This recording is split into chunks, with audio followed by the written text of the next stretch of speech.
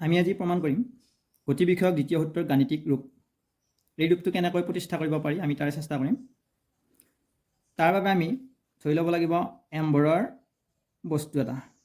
Small M ভৰৰ বস্তু। M ভৰৰ বস্তু এটাই ইউ, এটা প্ৰাৰম্ভিক বেগ, আৰম্ভণিৰ বেগ, প্ৰাৰম্ভিক বেগেৰে সৰলৰেখা এডালেৰে গতি কৰিছে, মানে পোনপথত গতি কৰিছে। কোনো ধ্ৰুৱক বল এফ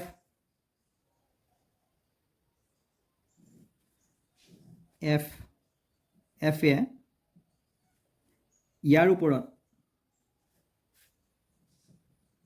ইয়াৰ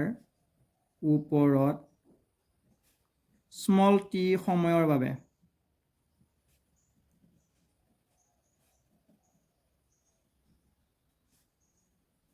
ক্ৰিয়া কৰিলে, স্মল টি সময়ৰ বাবে ক্ৰিয়া কৰিলে বস্তুটো,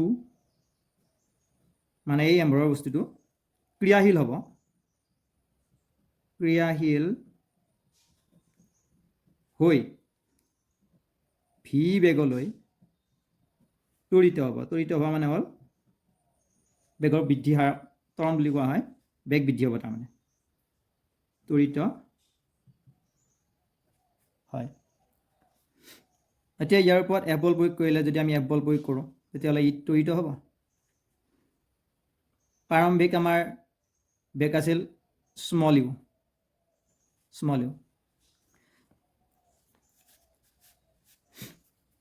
এতিয়া আমি ধৰিব পাৰিম, আমি জানো ভৰবেগ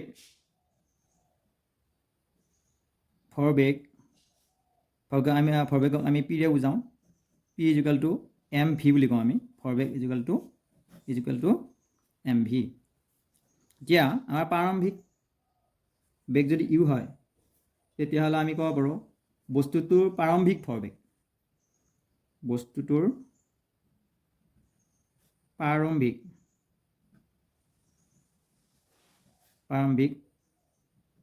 ভৰবেগ, দুটা ভৰবেগ পাম আমি, প্ৰাৰম্ভিক আৰু অন্তিম। যিহেতু আমাৰ ভৰবেগ মানে পি, স্মল পিৰে বুজাওঁ, is equal to small M small V, অৰ্থাৎ ভৰ আৰু বেগৰ পূৰণফল ভৰবেগ। বস্তুটোৰ প্ৰাৰম্ভিক ভৰবেগ যিহেতু দুটা পাম আমি, প্ৰাৰম্ভিকটোক আমি P1 বুলি ক'ম। P1 ইজ ইকুৱেল টু, যিহেতু প্ৰাৰম্ভিকৰ কাৰণে আমি স্মল ইউ, বেগটোৰ কাৰণে আমি স্মল ইউ, প্ৰাৰম্ভিক বেগ স্মল ইউ, এম বস্তুটো ভৰাইকে থাকিব এম ইউ, প্ৰাৰম্ভিক ভৰবেগ এম ইউ, P1 মানে এম ইউ। আকৌ আমি পাম অন্তিম, শেষ মুহূৰ্তত অন্তিম ভৰবেগ, এইটো P1 দিছিলোঁ, এইবাৰ এইটো P2 দিম। অন্তিম ভৰবেগ যেতিয়া নেকি বস্তুটো শেষত এটা গতি কৰি পেলাই শেষ মুহূৰ্তত ইয়াৰ ভৰবেগটো কিমান হ'বগৈ, যদি আমাৰ ভৰটো একে থাকিব, ইয়াত বেগটো হ'ব আমাৰ ভি, শেষ মুহূৰ্তত বেগটো হ'ব স্মল ভি। এটাকে আমি কি লিখিব পাৰিম, ভৰবেগ হ'লে এম স্মল ভি। এতিয়া দুটা বস্তু আমি পালোঁ, তেতিয়াহ'লে আমাৰ ভৰবেগৰ পৰিৱৰ্তন কিমান হ'ব, এটাকে আমি লিখিব পাৰোঁ ভৰবেগৰ পৰিৱৰ্তন, অৰ্থাৎ আমি এইটোৰ পৰা, অন্তিম ভৰবেগৰ পৰা প্ৰাৰম্ভিক ভৰবেগ আমি যদি বিয়োগ কৰি দিওঁ তেতিয়াহ'লে দুয়োটাৰ পৰিৱৰ্তনটো আমি পাম। কিমান পৰিৱৰ্তন হ'ল, P2 মাইনাছ P1। আকৌ আমি পাইছোঁ P2 মানে আমি ইয়াত ইতিমধ্যে জানি থৈছোঁ আমি কি, এম ভি, মাইনাছ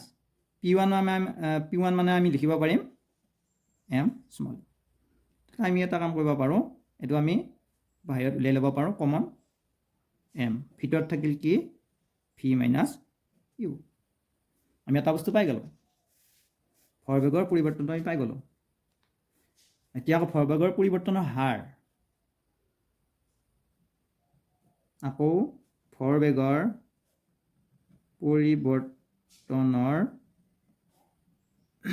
হাৰ কেনেকৈ উলিয়াব পাৰিম আমি, অৰ্থাৎ এইটো যি আমি পালোঁ ভৰবেগৰ পৰিৱৰ্তন,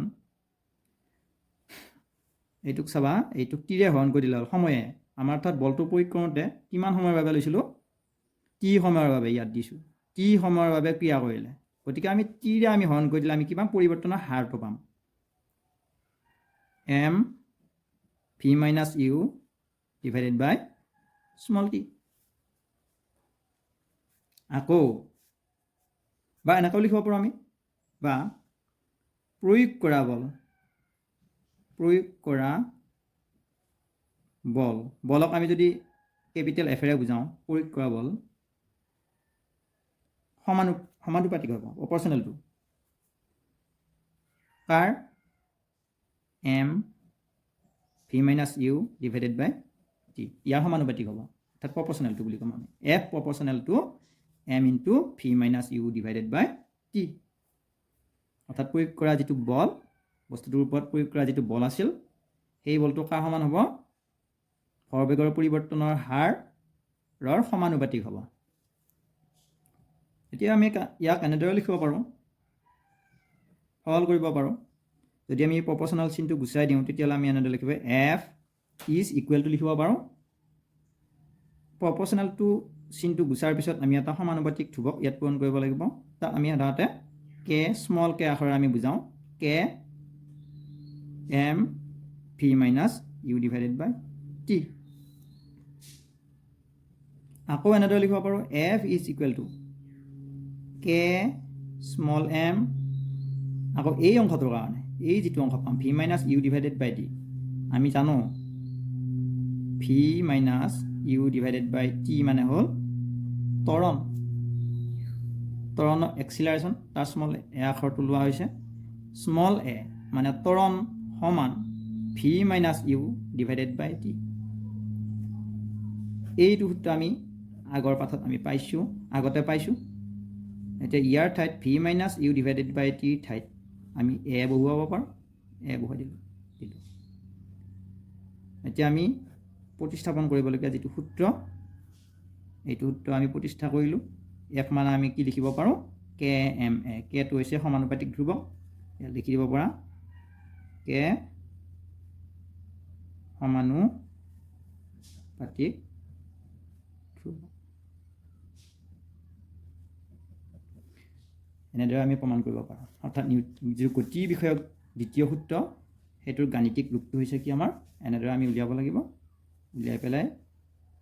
শেষত আমি এটা সূত্ৰ হিচাপে পাম এইটো হৈছে গাণিতিক ৰূপ f is equal to kma আজিলৈ ইমানতে সামৰিছোঁ